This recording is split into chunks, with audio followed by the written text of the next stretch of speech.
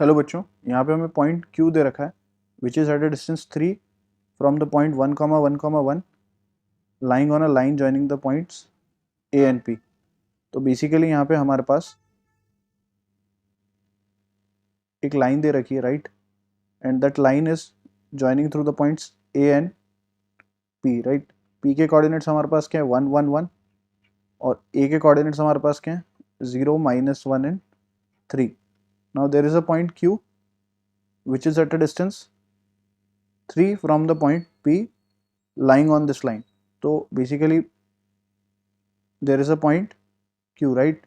Now that can be basically 3 units from the distance P, मतलब उसका P से कितना डिस्टेंस दे रखा है 3 यूनिट्स। तो वो यहाँ तो अंदर भी हो सकता है या हम ये बोल सकते हैं कि वो पॉइंट यहाँ भी हो सकता है। There are two possibilities, right. तो what we do is first of all we are going to write the equation of line. तो equation of line will be x minus x1 equals to y minus y1 equals to z minus z1 upon x2 minus x1, that will be the direction ratios। तो upon में 1 आ जाएगा, y2 minus y1 so that will be 2 and z2 minus z1 so that will be -2 and that is let's say equals to what, lambda। तो यहाँ से इस line पे जो हमारे कोऑर्डिनेट्स होंगे that will be basically lambda 2 lambda minus 1 and minus of 2 lambda plus 3। तो these are the arbitrary points. Let's say lambda की किसी वैल्यू के लिए ये क्यू के कोऑर्डिनेट्स होंगे, तो हमें basically let's say Q point के कोऑर्डिनेट्स मिल गए but in terms of lambda मिले, एंड हमें पी क्यू डिस्टेंस 3 यूनिट्स दे रखा है। तो बेसिकली हम डिस्टेंस फार्मूला से अंडर रूट ऑफ लैम्डा -1 का whole square plus 2 lambda -1 so that will be 2 lambda -2 का whole square and then we have plus of under root of -2 lambda, 3 - 1 is 2, तो -2 lambda plus 2 का whole square का under root, और ये हमें किसके equal दे रखा है 3 यूनिट्स के, राइट।